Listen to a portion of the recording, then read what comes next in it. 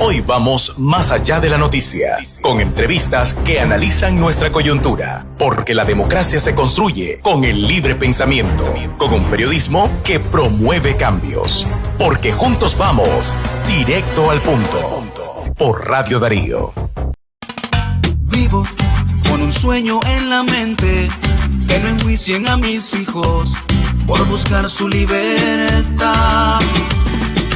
Vivo en la tierra de valientes que a pesar del sufrimiento luchan por su libertad.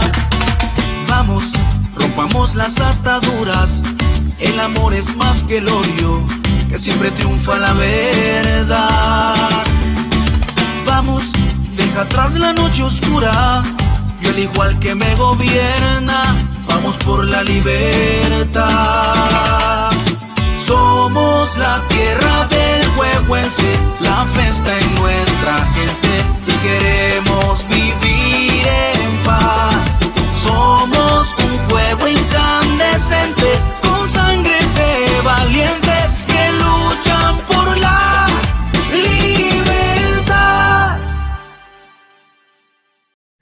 Amigas y amigos, ¿qué tal? ¿Cómo están? Tengan ustedes buenas tardes. Gracias por acompañarnos. Hoy es jueves 9 de septiembre del año 2021. Agradecemos a quienes nos ven en nuestra página en Facebook, Radio Darío 89.3.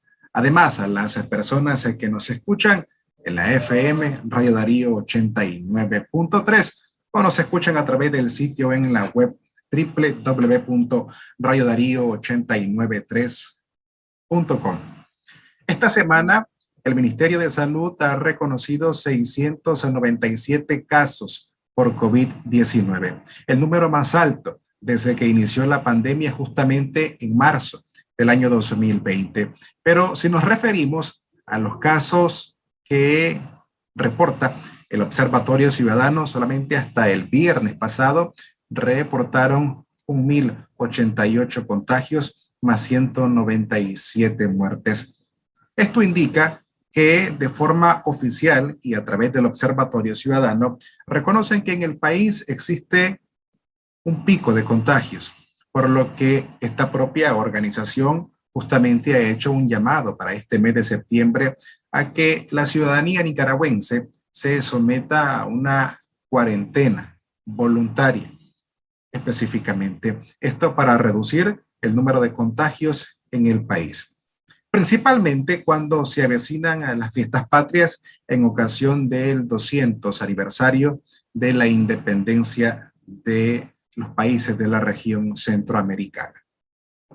En torno a este tema de la pandemia, existen muchos temas que además deben de valorarse, entre ellos, por ejemplo, el Ministerio de Salud en nuestro país, dentro de su protocolo, está utilizando la ivermectina, entregándola casa a casa a través de su personal.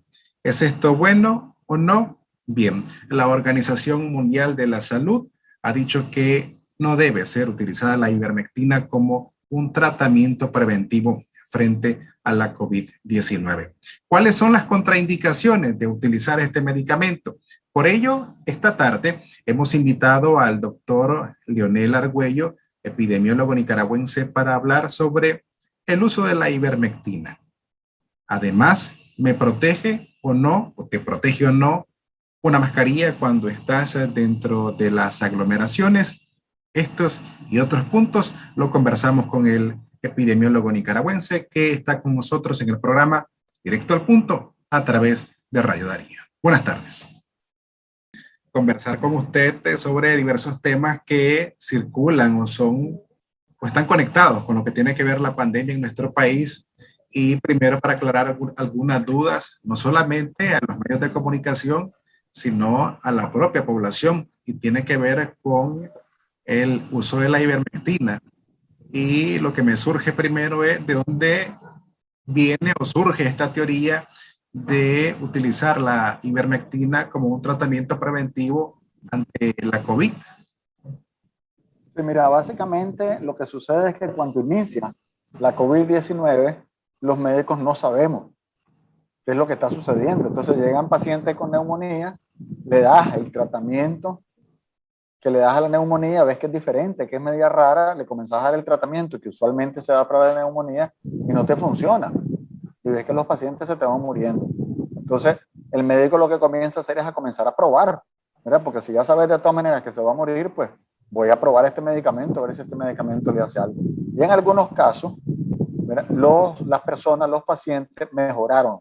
Y entonces inmediatamente hicieron la conexión. Bueno, si yo a vos te di este medicamento y vos mejoraste, quiere decir que sirve. Y te lo voy a poner más sencillo, que es lo que sucede en Nicaragua. Vos tenés gripe, que no es la de COVID, COVID es diferente, ¿verdad? Vos tenés gripe antes del 2019, tuviste una gripe. La gripe por sí sola va a durar aproximadamente una semana solita y se te va a quitar solita. ¿Qué hace nuestra población? No sabe que la gripe es producida por un virus, va a la farmacia, compra un antibiótico, toma un antibiótico y te dice, es una maravilla, funcionó porque se me quitó, se le iba a quitar solita. Bueno, entonces ya le quedó en la idea en la cabeza de que funciona. Y entonces se lo pasa a otra persona, y al final de cuentas se van automedicando con un antibiótico que es antibacteriano contra las bacterias, que no tiene nada que ver los virus, porque los virus es otra familia.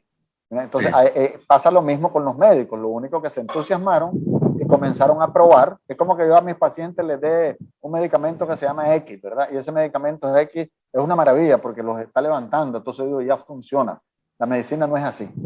La medicina tiene que haber evidencia científica, tenés que comparar un medicamento con otro. A una parte de los pacientes le das el medicamento, a otra parte no le das y ves las diferencias. Eso no se hizo. Entonces, las primeras las primeras líneas de medicamentos que se fueron dando fue la hidroxicloroquina, la ivermectina, la colchicina, una serie de medicamentos que se demostraron después con el tiempo, pero con el tiempo hace rato, porque yo vengo diciendo desde el año pasado que la ivermectina no funciona, ¿verdad? Es un asunto de leer, es un asunto de irse a las fuentes confiables, y no es el asunto de creer, ¿verdad? Yo creo que aquí es muy importante separar dos cosas. Uno es tu creencia, otro es lo que vos querés creer, ¿verdad? Y otro es lo que la evidencia científica te dice. Entonces la evidencia científica es innegable. La evidencia científica es como que yo diga A y vos decís B. Y todo el mundo a que le diga A todo el mundo me contesta B. O sea que a donde lo pruebe, me voy a la China y le digo A y el chino me dice B. En ese caso ahí sí, vos tenés evidencia científica. Entonces esa evidencia científica no se tenía y se comenzó a dar empíricamente esos medicamentos. Pero eso ya desde el año pasado se resolvió. Sí. Pero, a ver, 18 meses más tarde, identificó el primer caso de COVID en Nicaragua. Todavía vemos cómo el Ministerio de Salud continúa implementando dentro de su protocolo la ivermectina. Y hemos visto casa a casa y he tenido la experiencia de personal del Ministerio de Salud entregando 6 tabletas de ivermectina por cada por cada persona. Mi pregunta está, ¿podrían haber algunas contraindicaciones para las personas que han tomado la ivermectina? Por supuesto, o sea, la ivermectina da una serie de reacciones. Mira, no tiene absolutamente ningún sentido. La primera regla en medicina es no hacer daño. Y al estar dando un medicamento que no debes de entregar, ya estás haciendo daño, porque no hay ningún medicamento que no te haga daño. Mira, el acetaminofén, pues, el Tylenol, paracetamol, Panadol, todas estas que conoce la población, se los toma como que nada. Pero ese medicamento, si vos lo tomas muy seguido, te va a arruinar el hígado y te va a arruinar tu vida. Entonces, uno tiene que estar consciente de eso, porque los medicamentos tienen sus beneficios, pero también pueden producir daño. Y si esos medicamentos se juntan con otros, el daño puede ser peor. O simple y sencillamente gastaste la plata y no te funcionó porque el medicamento A impidió que el medicamento B funcionara. O baja la potencia, ¿verdad? Entonces, lamentablemente, la primera regla no se está cumpliendo, que es no hacer daño. Segundo, esto es lo mismo, para ponerlo más fácil, como que vos no tengas diarrea y yo te mando un medicamento para la diarrea. ¿Para qué vas a tomar eso? O como que vos no tengas epilepsia, pues que no tengas convulsiones, ¿para qué te voy a dar un medicamento para las convulsiones? O sea, no tiene absolutamente ningún sentido. Es una mala práctica médica, es una mala práctica de salud pública. Ahora bien, si se está entregando casa a casa, para desparasitar no es, porque los parásitos que tenemos los nicaragüenses son otros. Ya deberíamos haber hecho una campaña nacional con albendazol que es el medicamento que se puede dar de niños de 2 años en adelante, y con eso ya eliminamos de un solo, digamos, la mayor parte de los parásitos en Nicaragua. Eso sí, con eso sí puedes hacer una campaña para parásitos, pero no puedes hacer una campaña con un medicamento que es contra parásitos para combatir un virus. Nada tiene que ver, ¿me entiendes? Es como que yo te diga que voy de León a Chinandega, pero agarro la carretera yendo hacia Managua. O sea, nada tiene que ver una cosa con la otra, ¿verdad? Sí, efectivamente, este medicamento hace daño porque tiene reacciones secundarias. Entonces, a la gente le da, y te voy a decir cosas, y la gente que lo ha tomado no me va a dejar mentir, ¿verdad? Te puede dar diarrea, te puede dar náuseas, te puede dar vómito, te quita el apetito, te puede dar mareos. Y yo a veces paciente, porque siempre le pregunto, me dice, ¿qué tomé tal cosa? Bueno, ya ni modo, ya lo tomaste, ¿verdad? Pero lo ideal es no tomarlo. Ahora, por otro lado, desde el punto de vista de salud pública, estás dando un medicamento masivamente que no tiene ninguna evidencia científica para estarlo dando.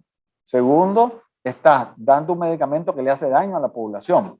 Tercero, estás creando una falsa seguridad porque le decía a la gente, este medicamento previene, digamos, soy un chaval de 33 años, me llegan a mi casa, me lo dan, me lo tomo, tranquilo, ahora sí, vámonos, brother. Vámonos a ver guaro, vámonos a la cantina, vamos a la discoteca, vamos a esto, vamos al otro, vamos, juntémonos todos los puffy porque de todas maneras no hay ningún problema ya que esta medicina me previene. Imagínate todo el efecto psicológico que crea de una falsa seguridad.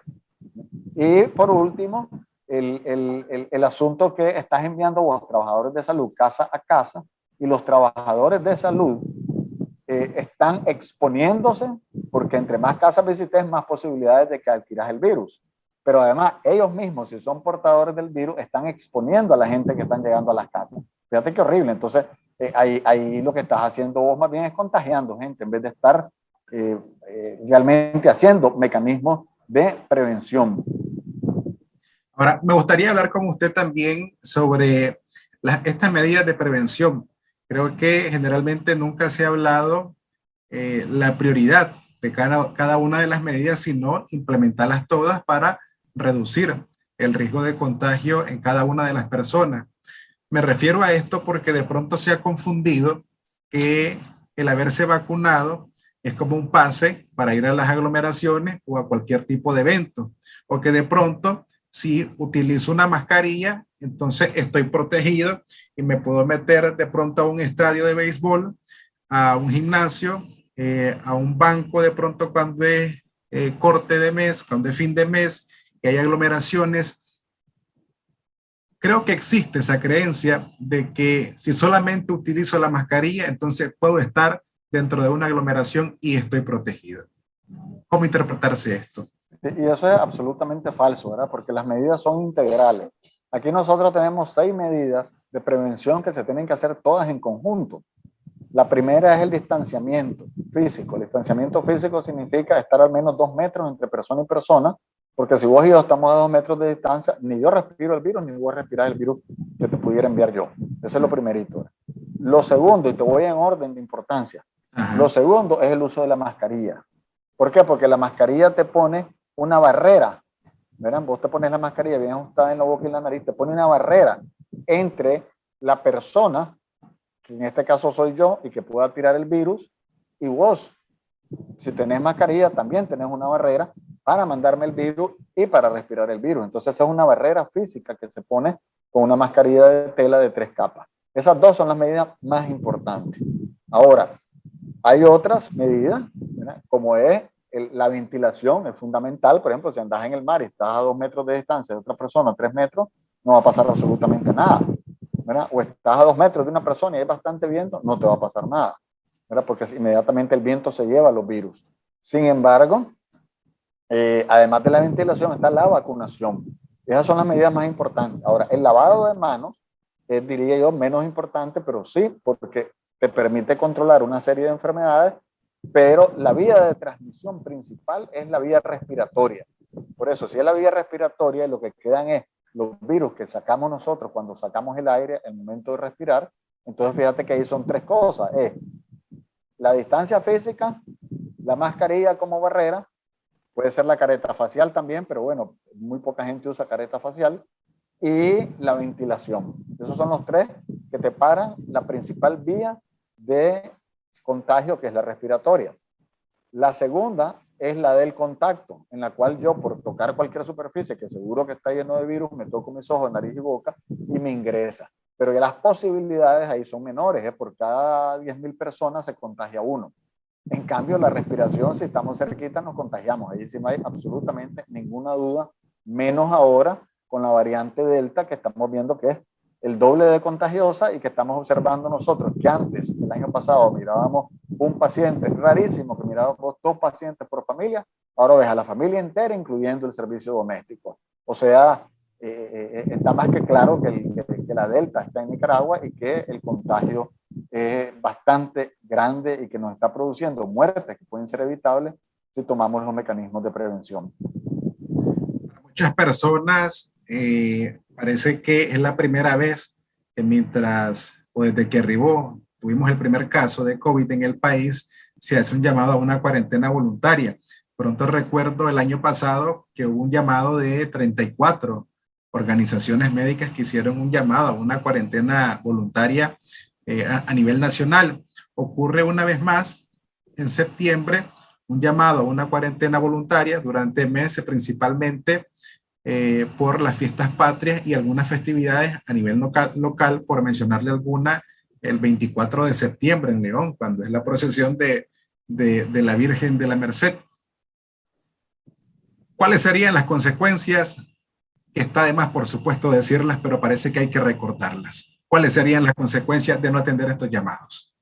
Mira, si se siguen haciendo aglomeraciones, molotes, eventos masivos, que yo me imagino que ese evento no va a estar autorizado por la Iglesia Católica como todos los demás, vos lo que estás haciendo es poniendo en peligro a la gente.